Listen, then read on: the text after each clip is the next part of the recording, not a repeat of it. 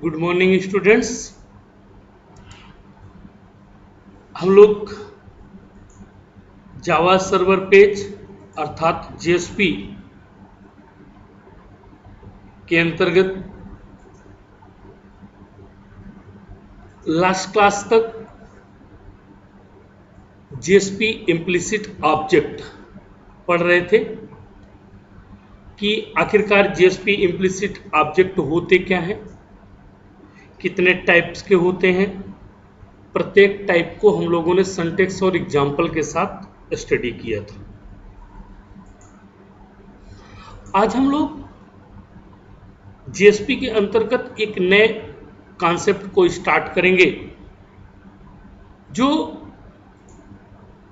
Important है JSP applications को develop करने के लिए, जिसे हम लोग जेएसपी डायरेक्टरीज के नाम से जानते हैं। तो जेएसपी डायरेक्टरीज होती क्या है, सबसे पहले हम वो देखते हैं। तो the JSP directories are message that tells the web container how to translate a JSP page into the corresponding servlet। देखिए, जो JSP डायरेक्टिव होती हैं उनका एकमात्र उद्देश्य यह होता है कि वो कंटेनर अर्थात JSP इंजन को यह बताती हैं कि आपके द्वारा रन किए गए पेज को किस तरह से सर्वलेट्स के कॉरेस्पॉन्डिंग ट्रांसलेट किया जाना है या कैसे ट्रांसलेट होगा। ये काम जेएसपी डायरेक्टरीज करती हैं। There are 3 types of directories. जो जेएसपी में पाई जाने वाली डायरेक्टरीज हैं वो 3 टाइप्स की होती हैं। First, page directive. Second, include directive. And third, tag lib directive. अगर याद हो, लास्ट क्लास में जब मैं आप लोगों को इम्प्लिसिट ऑब्जेक्ट पढ़ा रहा था तो उस समय second last implicit object means 8वें नंबर के, क्योंकि इम्प्लिसिट ऑब्जेक्ट 9 टाइप्स के होते हैं, ये मैं आपको पिछली 3 क्लासों से बताता चला रहा हूँ, फिर से एक बार रिमाइंड कराए दे रहा हूँ। तो 8वीं इम्प्लिसिट जब हम पढ़ रहे थे, जिसको कि हम लोग पेज के नाम से जानते हैं, वहाँ पर हम लोगों ने पढ़ा था। तो मैंने क्या कहा था कि इसका कॉन्सेप्ट तो मैंने आपको एक्सप्लेन कर दिया था, लेकिन उसका एग्जाम्पल भी एक्सप्लेन किया था, लेकिन पूरी तरह से एक्सप्लेन नहीं कर पाया था, क्योंकि मैंने कहा था जब हम लोग जेएसपी डायरेक्टरीज पढ़ेंगे उस समय मैं इसको बेहतर तरीके से एक्सप्लेन कर पाऊंगा ताकि आपको आसानी से समझ आ सके। तो आज हम लोग वहीं पहुंच गए हैं। मीन्स अब हम उसी एक्सप्लेनेशन को देखेंगे जहां पर हमने लास्ट क्लास में उसको छोड़ा था। तो 3 टाइप्स की पेज डायरेक्टरीज होती हैं: page directive, include directive and the tag lib directive. तो अब हम जेएसपी डायरेक्टरीज को लिखते कैसे, जो एक्चुअल में जेएसपी डायरेक्टरीज का सिंटैक्स होता है वो किस तरह से लिखा जाता है। तो आप देख पा रहे होंगे JSP tag, expressions tag actual में ये @ directive attribute equals to value. Means यहाँ पे जो @ वर्ड लगा हुआ है वो ये बताता है कि इस टैग के अंतर्गत लिखा गया कोई भी स्टेटमेंट वो डायरेक्टिव के अंतर्गत पाया जाता है, ऐसा वो ये हमको बता रहा है। अब डायरेक्टिव एट्रीब्यूट्स मीन्स आप किस टाइप्स के एट्रीब्यूट्स को यहाँ पर यूज करना चाहते हैं, इक्वल्स टू उसकी वैल्यू क्या होगी। जो भी वैल्यू आप यूज करना चाहेंगे वो वैल्यू यहाँ पर वो देगा। डायरेक्टिव्स, और हाँ, वैल्यू के बाद उसको क्या करेंगे हम लोग, एक्सप्रेशन टैग को क्लोज करेंगे यहां पर।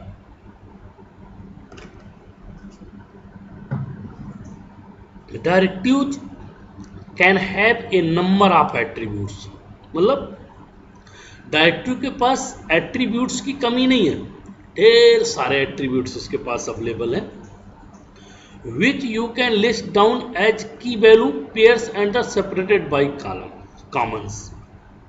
मतलब हम क्या करते हैं, ढेर सारे तो हैं लेकिन उनको हम क्या करते हैं, उसकी वैल्यू अगर एक साथ हम कई यूज करते हैं तो हमको उनको जो सेपरेट करने का तरीका है वो क्या है, कॉमा लगा के हम लोग क्या करते हैं, उनको एक दूसरे से अलग करते हैं।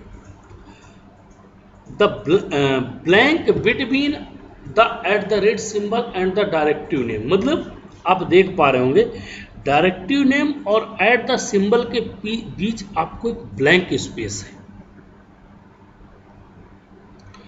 एट द रेट और डायरेक्टिव एट्रीब्यूट के बीच में आपको एक ब्लैंक स्पेस मिलेगा, and between the last attribute and the closing are optional. Means अब जो एट्रीब्यूट्स लास्ट का है वो देना आवश्यक है, इस बात की कोई नहीं, आप नहीं देना नहीं मत दीजिए, देना चाहते हैं तो दीजिए आप।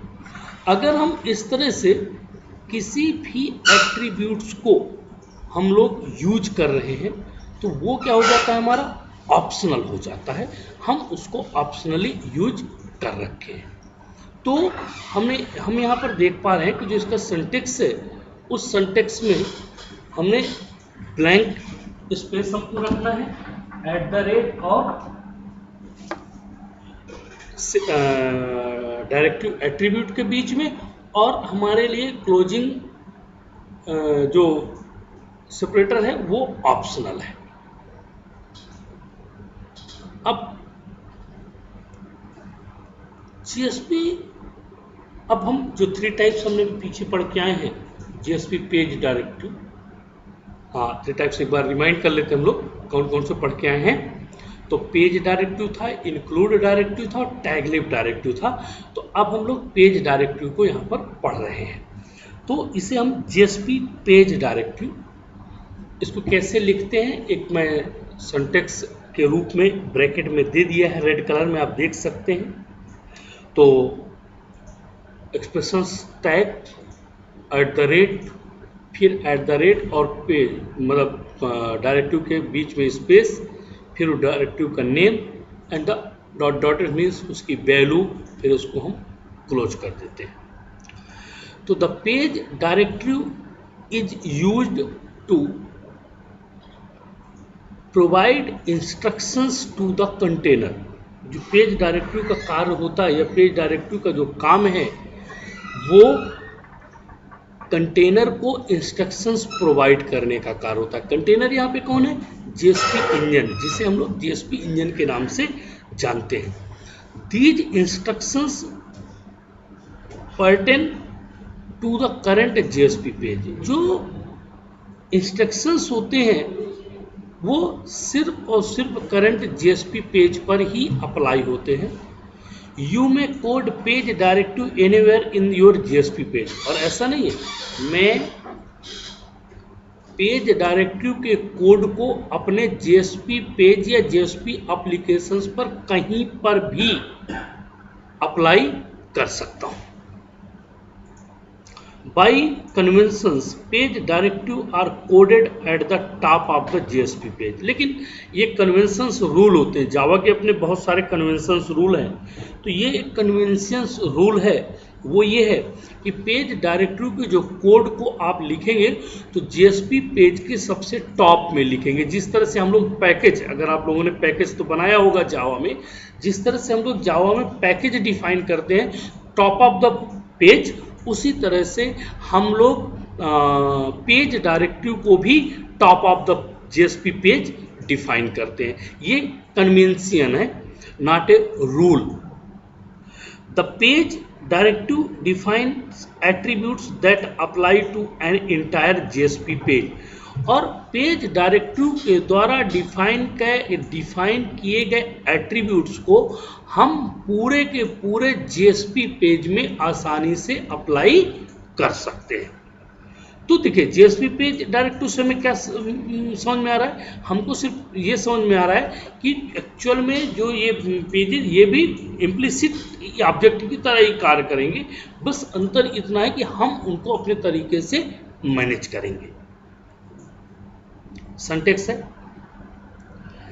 जेएसपी टैग @ पेज एट्रीब्यूट्स और @ के बीच में देख पा रहे होंगे आप लोग, स्पेस है इक्वल्स टू वैल्यू। मतलब वैल्यू का मतलब क्या है कि जो आप उस पेज के लिए वैल्यू सेट करना चाहते हैं, और एक्सप्रेशन टैग यहाँ पर क्या हो जाता है, क्लोज हो जाता है। एट्रीब्यूट्स आप जेएसपी पेज डायरेक्टिव, अब देखिए जेएसपी पेज में भी अपने कुछ एट्रीब्यूट्स हैं, जिन एट्रीब्यूट्स का यूज जब वो जेएसपी के प्रोग्राम से जेएसपी के पेज के जेएसपी के एप्लीकेशंस को डिजाइन करता है, उस समय वो किन एट्रीब्यूट्स के कौन कौन से एट्रीब्यूट्स होते हैं उनका यूज करता है। तो there are several attributes which are use along with page directive and these are, देखिए पेज डायरेक्टिव के बहुत सारे एट्रीब्यूट्स होते हैं, ठीक है, ढेर सारे एट्रीब्यूट्स हैं, लेकिन जो पेज डायरेक्टिव के साथ यूज किए जाते हैं वो पेज डायरेक्टिव हैं जो निम्न हैं, जिन्हें हम लोग आसानी से यूज कर रहे हैं। तो सबसे पहला पेज डायरेक्टिव है इंपोर्ट। सबसे पहला क्या है, इंपोर्ट। सेकंड है कंटेंट टाइप। थर्ड है एक्सटेंड्स। फोर्थ है इन्फो। फिफ्थ है बफर। सिक्स्थ है लैंग्वेज। सेवंथ है is ill ignored.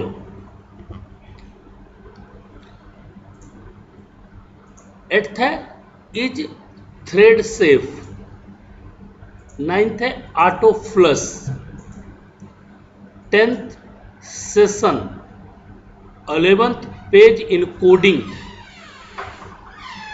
12 error page and 13 and last is error page. देखिए तो ये जेएसपी की जो पेज डायरेक्टिव है, ये इतने ढेर सारे पेज डायरेक्टिव इसके अंतर्गत पाए जाते हैं। इनमें से कुछ अति महत्वपूर्ण हैं, जिन्हें हम लोग नेक्स्ट वीडियो में उनके डेफिनेशंस क्या है, सिंटैक्स क्या है, एग्जाम्पल क्या है, वर्किंग क्राइटेरिया क्या है, ये हम लोग अलग अलग एक एक जेएसपी पेज डायरेक्टिव को हम लोग देखेंगे कि किस तरह से पेज डायरेक्टिव के प्रत्येक एट्रीब्यूट्स को हमारे जेएसपी एप्लीकेशन अथवा जेएसपी पेज के अंतर्गत यूज किया जाता है। तो आज के लिए इतना ही। Thank you.